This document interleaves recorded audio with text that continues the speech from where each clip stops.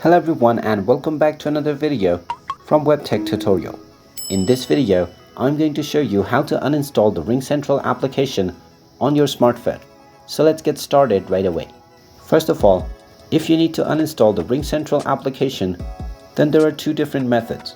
The first option is to long press on the application and you will directly see the uninstall button.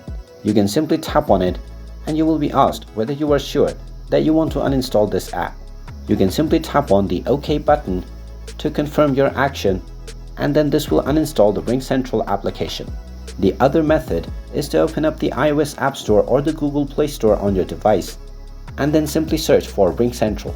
Once you find the application, you can go ahead and tap on it and you will see the uninstall button. Go ahead and tap on uninstall and you will once again be asked whether you are sure that you want to proceed.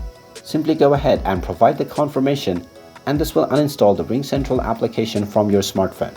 And there you have it. That is how easy it is to uninstall the RingCentral application on your smartphone. If you find this video helpful, make sure you hit that like button and subscribe to our channel if you haven't done so already. Also ring that notification bell to never miss another update from us. Thank you for watching and I will see you again in the next video.